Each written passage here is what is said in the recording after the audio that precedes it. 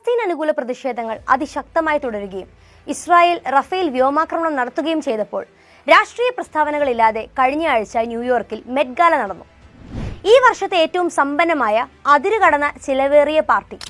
ഒരു ടിക്കറ്റിന് $75,000 വില വരുന്ന മെറ്റ് ഗാല കഴിഞ്ഞ വർഷത്തെ ടിക്കറ്റിനേക്കാൾ 50% കൂടുതലും ശരാശരി ഒരു അമേരിക്കക്കാരൻ വാങ്ങുന്ന ശമ്പളത്തേക്കാൾ $15,000 കൂടുതലും വരുന്ന വലിയൊരു പാർട്ടി. പങ്കെടുത്തവർ മണൽ കൊണ്ടോ 10,000-കണക്കിന് വില കൂടിയ കല്ലുകൾ കൊണ്ടോ നിർമ്മിച്ച നാടകീയമായ വസ്ത്രങ്ങൾ ധരിച്ചിരുന്നു. പലരും ധരിച്ചിരുന്ന വസ്ത്രങ്ങളുടെ ഭാരം താങ്ങാനാവാതെ തങ്ങളെ പൊക്കിയെടുക്കാൻ സഹായികളെ നിർത്തിയിരിക്കുന്നു. വേറെ ചിലർ ശ്വാസം എടുക്കാനാവാത്ത രീതിയിൽ ഡിസൈൻ ചെയ്തിട്ടുള്ള വസ്ത്രങ്ങളും ധരിച്ചിട്ടുണ്ട്. എന്നാൽ ആ ചുവന്ന പരവതാനിക്കപ്പുറത്ത് എന്താണ് സംഭവിക്കുന്നത് എന്നതിനെക്കുറിച്ച് യാതൊരു പ്രസ്താവനയും ആ വേദിയിൽ ഉണ്ടായില്ല. ഗാസയിൽ ഇസ്രായേൽ വ്യോമാക്രമണത്തിൽ കാലുകളും കൈകളും ഛേദിക്കപ്പെടുന്ന, പൊട്ടിത്തെറിച്ചു പോകുന്ന കുട്ടികൾ നടക്കാനും ഇരിക്കാനും പടികൾ കയറാനും ബുദ്ധിമുട്ടുമ്പോൾ കോടികൾ വില വരുന്ന വസ്ത്രങ്ങളുടെ ഭാരവും ഡിസൈനും കാരണം നടക്കാനും ഇരിക്കാനും കഴിയാതെ ഒരു കൂട്ടം പണക്കാർ വിരുന്നിന് വരുന്ന മെറ്റ് ഗാല ഒരു തമാശയാണ്. Metropolitan Museum of Arts Costume ഇൻസ്റ്റിറ്റ്യൂട്ടിനായി പണം സ്വരൂപിക്കുക എന്നതിലാണ് ഗാലയുടെ പങ്ക്. പല ബ്രാൻഡുകളിലുമുള്ള വസ്ത്രങ്ങൾ അവിടെ മാർക്കറ്റ് ചെയ്യപ്പെടുന്നുണ്ട്.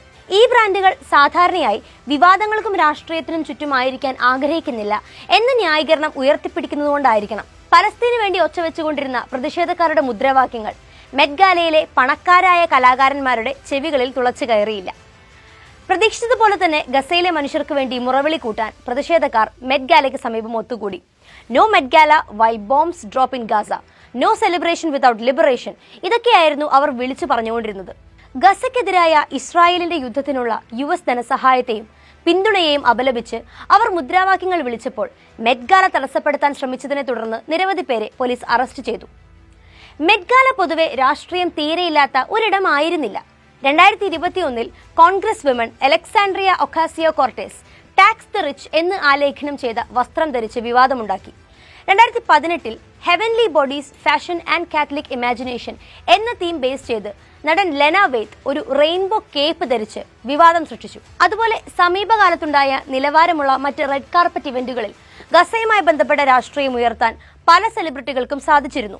ബില്ലി ഐലിഷ്, റാമി യൂസഫ് എന്നിവരുൾപ്പെടെയുള്ള സെലിബ്രിറ്റികൾ ഓസ്കാറിൽ ആർട്ടിസ്റ്റ് ഫോർ സീസ് ഫയർ പിന്നുകൾ ധരിച്ചിരുന്നു. ഒപ്പം അനാറ്റമി ഓഫ് എ ഫോൾ താരങ്ങളായ മിലോ മച്ചാഡോ, സ്വാൻ അർലോഡ് എന്നിവരുൾപ്പെടെയുള്ളവർ പലസ്തീൻ പതാകയുടെ ബട്ടണുകൾ ധരിച്ചിരുന്നു. ഫാഷൻ ഒരിക്കലും രാഷ്ട്രീയത്തിന് നേരെ കണ്ണടയ്ക്കാനാവില്ല. കാരണം ഫാഷൻ എന്നത് തന്നെ ഒരു തരത്തിൽ രാഷ്ട്രീയമാണ്. വസ്ത്രം രാഷ്ട്രീയമാണ്. തുണിത്തരങ്ങൾ രാഷ്ട്രീയമാണ്. കാരണം അത് കലയാണ്. കലയായാണ് അവതരിപ്പിക്കപ്പെടുന്നത്. അതുകൊണ്ട് തന്നെ കലയെ ആഘോഷിക്കുന്നതിനെ അടിസ്ഥാനമാക്കിയുള്ള ഒരു ഇവന്റിൽ ലോകത്ത് നടന്നുകൊണ്ടിരിക്കുന്ന ഒരു കൂട്ടക്കുരുതിയെക്കുറിച്ച് പരാമർശിക്കാതെ പോയതിൽ രൂക്ഷ വിമർശനമാണ് ഉയരുന്നത്. നമ്മുടെ പ്രിയപ്പെട്ട സെലിബ്രിറ്റികൾ ചുവന്ന പരവതാനിയിലേക്ക് നീങ്ങാൻ വേണ്ടി ശ്വസിക്കാനും ചലിക്കാനുമുള്ള കഴിവ് സ്വമേധയാ നഷ്ടപ്പെടുത്തുമ്പോൾ ഇസ്രായേൽ ഗസയുടെ റഫ അതിർത്തി ക്രോസിംഗിന്റെ നിയന്ത്രണം പിടിച്ചെടുത്തു. അവിടെയുള്ളവർക്ക് ലഭിച്ചിരുന്ന ദുരിതാശ്വാസ സഹായത്തിന്റെ ഒഴുക്ക് നിർത്തി.